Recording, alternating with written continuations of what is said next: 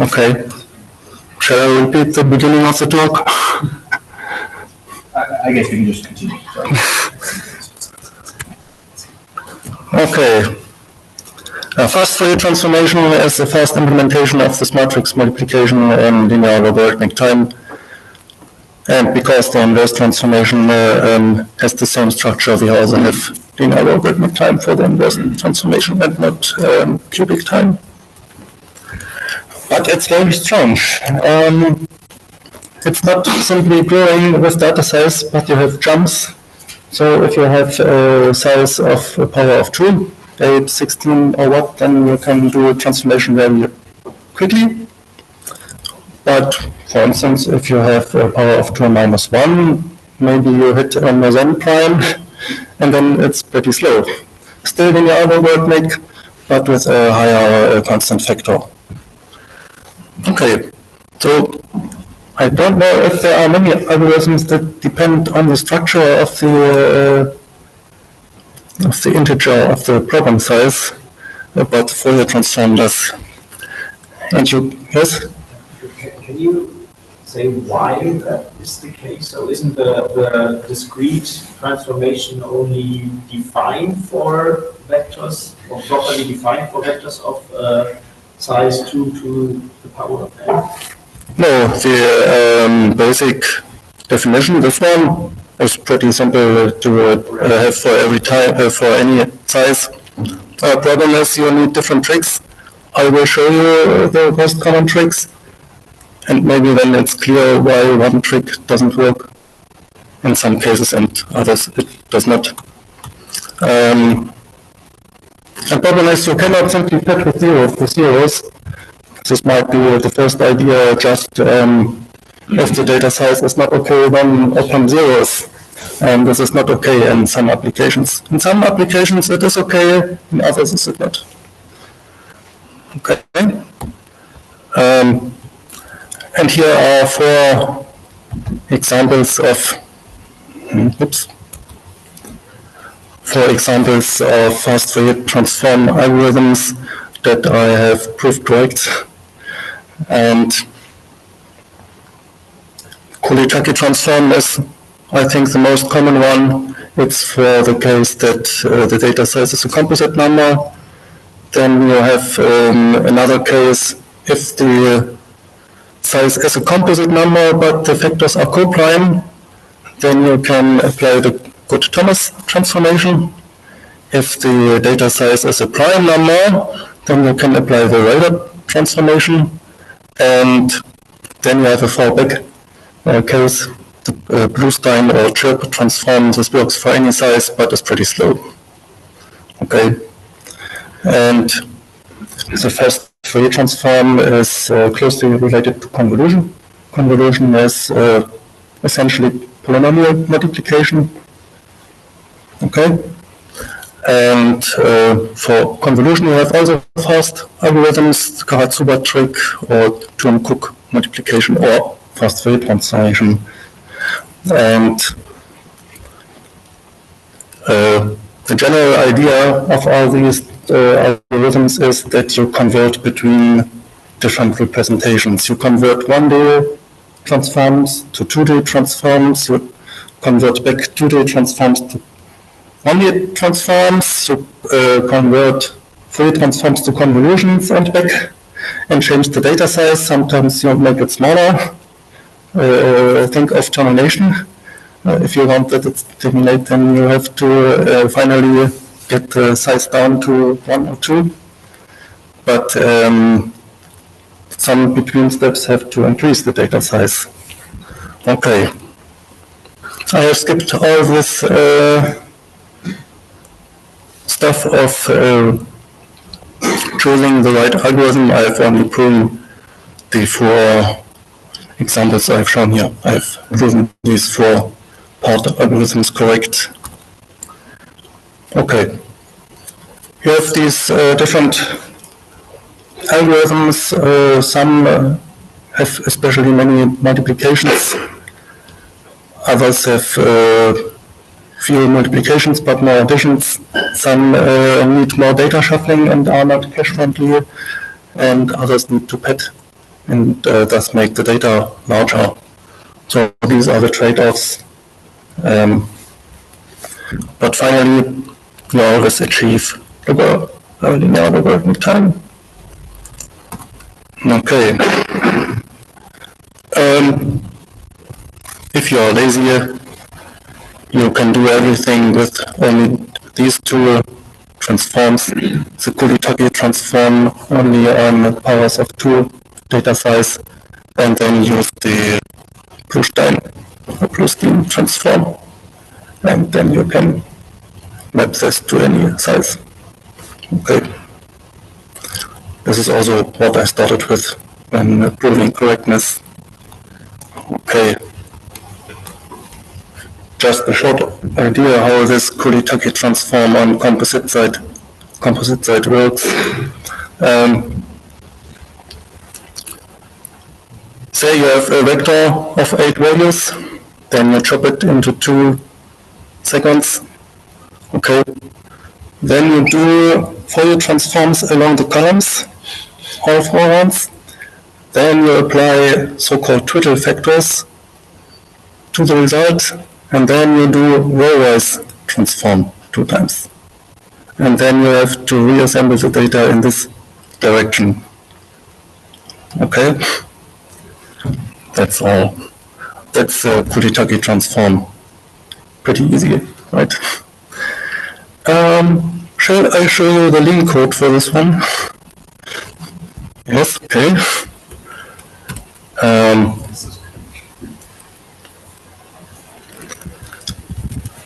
The reality is, before I got to the actual proofs of the Kulitage transform and others, I had written lots of helper theorems for vectors and help functions for vectors, and also did some basic lemmas on the Fourier transform itself.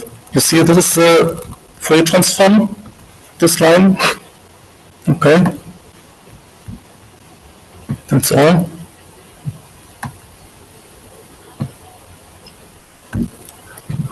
Okay, what do we do?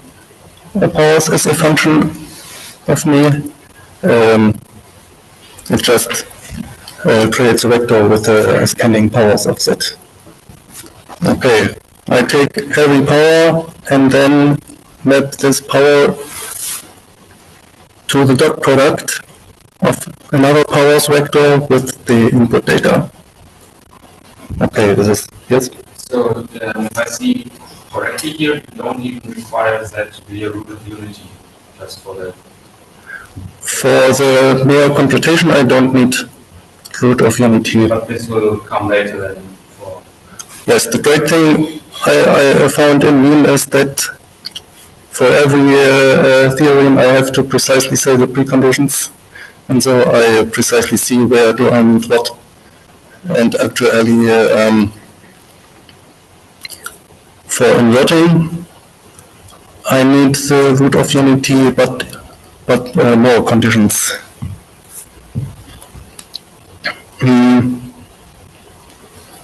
Okay. So I started with very simple lemmas. For instance, Fourier transform of the 0 vector is 0. Okay. This is the first lemma. Then I show it commutes with scaling, and it is additive. And then, of course, the goal of the project was that I learn how to use MATLAB, and over time I discovered things like homomorphisms, and this proved very useful. And then I defined homomorphism for the Fourier transform.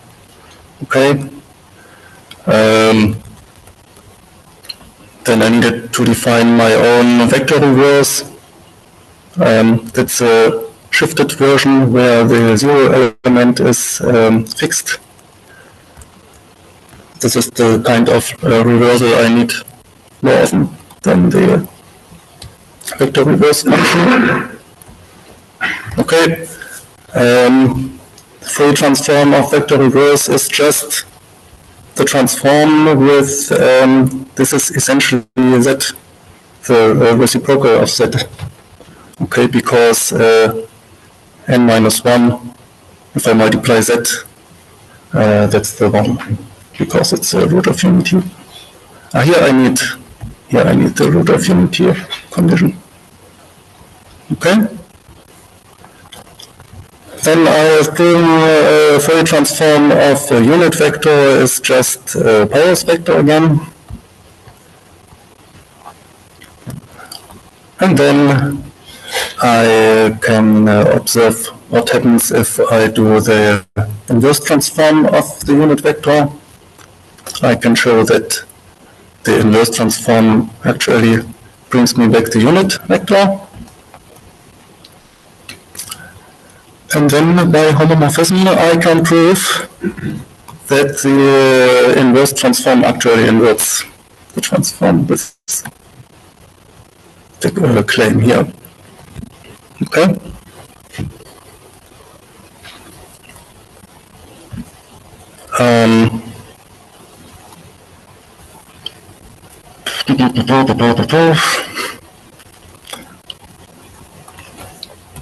This is an interesting theorem. The Fourier transform converts convolution into multiplication. Okay?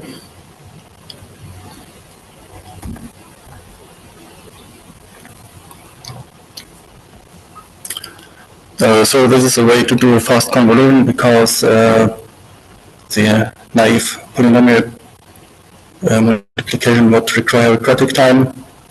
But if I can do Fourier transform in linear logarithmic time, then I only have to do multiplication. So with this trick I can convert convolution to linear logarithmic time. Okay. Then I have done a Kulikaki transform on the special case that one factor is true. This is what I have shown on the slide. This is a bit simpler. Okay, can you understand this?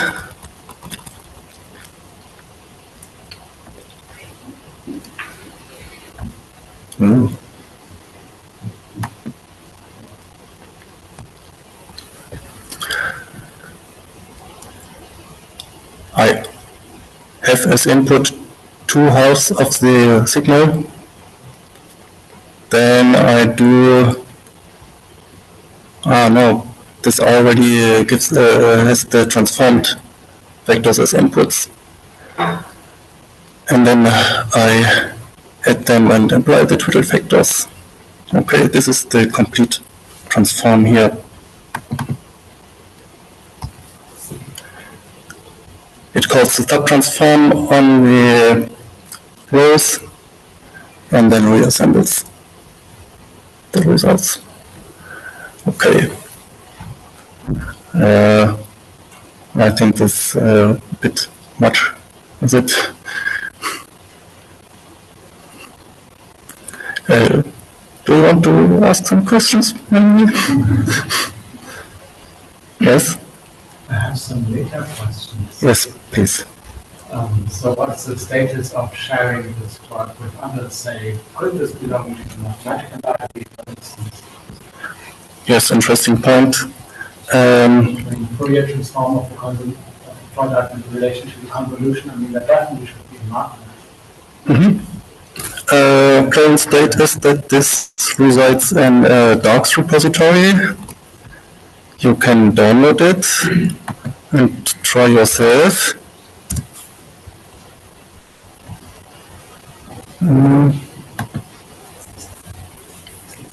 Okay, it's Thielemann at DocsHub, and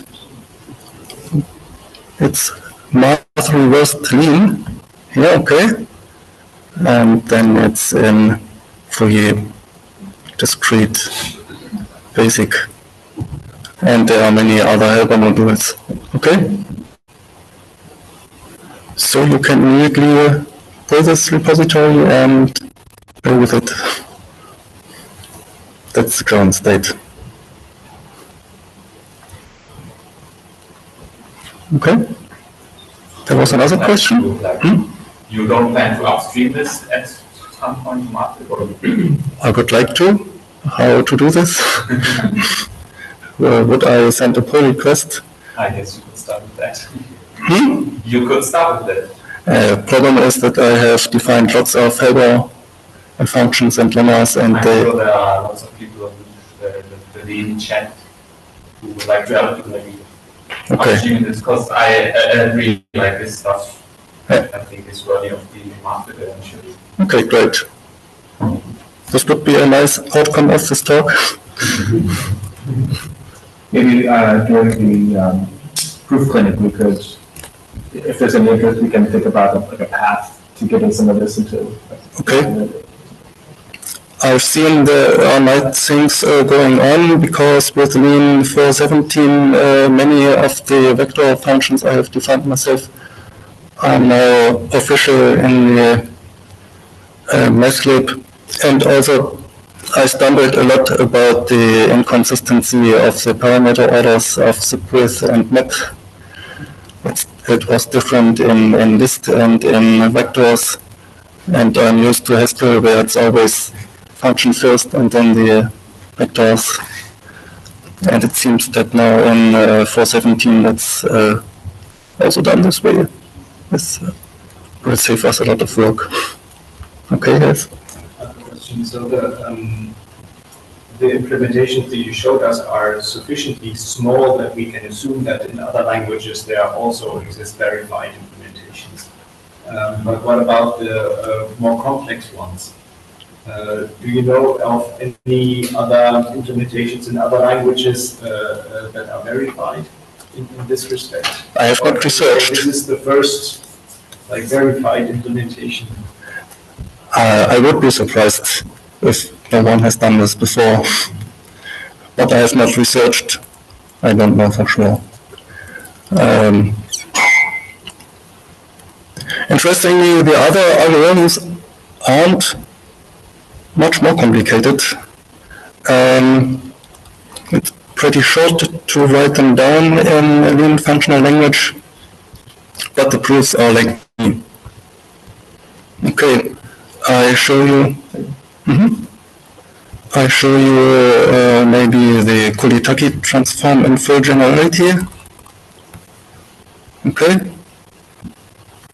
What I need is transformations for the rows and for the columns. I let the user choose what he uses, because the size of the vector determines what algorithm I can use. Okay. I take this Z,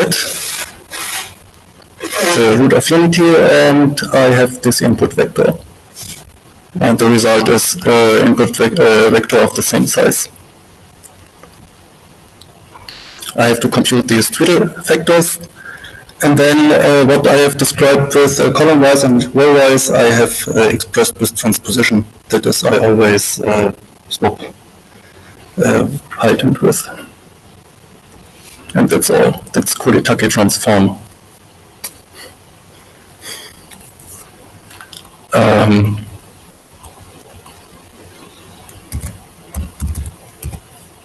Then we have the case of composite numbers where the factors are coprime.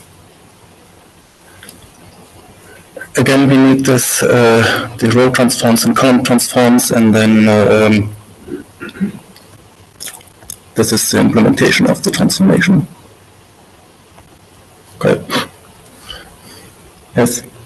I think this is a kind of more general question, doesn't only apply to Fourier transforms, but the point of all these different implementations is to select the fastest one. Right. Yeah, so maybe if we can attach runtime information, maybe we can also prove which one is the fastest one. Yes. So because the Kuritake is basically parametric in the sub-algorithms you're using, so you can try to come up with a proof depending on the size, which sub-algorithm is the optimal one. Right. This is the part I have omitted so far, and this would be also interesting. I have this on my last slide. I have here short descriptions of the other algorithms if you want to watch them later. Yes, questions? Yeah, this one. Oops. How can I do proofs about runtime? I'm not sure how to do this because all the savings come from sharing temporary results, and we have to express this somehow. But I'm pretty sure that you have ideas for this, how to prove runtime. And I also asked myself, how would you do floating point computations where all the laws do not apply? I think so far there's the separation because mere definition of the operations like multiplication and addition. And then we have these type classes for the domains where laws apply. So I have implemented the transformation itself only with the add constraint, but the proofs need, for instance, add monad. Okay. And another question I have to you, is there some way to do powers where the basis is a unit and the exponent is a fin, such that fin n has the order of the unit? This would be nice to have. Maybe this is already available, or maybe it can be made. Okay, I think this is what I have to say about Fourier transform. Okay, thank you.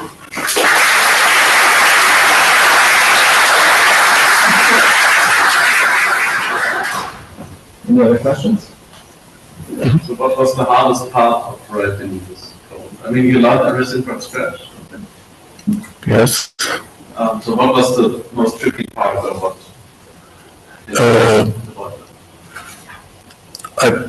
I was proven right that I have chosen the right order with increasing complexity, and the last proof I did was the one for the prime numbers. It was the most difficult one. I had many approaches started until it worked, and what was the hardest part? Yes, it was the longest. Okay, the prime numbers. So I needed orders of elements and had to prove that if I take, for instance, in this case, this is the example for n gleich 5, n equals 5, and in the ring Z5, for instance, 2 is a primitive root, we need that, and then we have the sequence 1, 2, 4, 8 equals 3, and I need proof that the sequence of all these powers is exactly the set of all available exponents. Okay. It was obvious to me that this must be true, but find the right notions in the MATLAB was tricky. Finally, someone showed me lean search, but I should have known this before. It would be much easier this way. Yes. Any other questions, comments? So when I was seeing some of the proofs, I wondered, are there better ways to automate some details? So are there pain points that you noticed where you realized, I would love tactic for this? I have shortened the proofs step by step. The initial proofs were very long, and then I did exactly this and tried to find more automated ways. And I also always wondered, will this proof survive the next lean release? No. Everything broke at every new release. But also this way I learned what are the better ways to write things such that they are release proof, so to speak. Yes, so I learned it's much better to somehow give some corner points, some stop points, interim goals, and then choose these goals in a way that Lean is able to fill out the gaps itself. So I think that's the most robust way to write proofs. Right? Okay. Perhaps you can continue your conversation. Okay. Thanks a lot.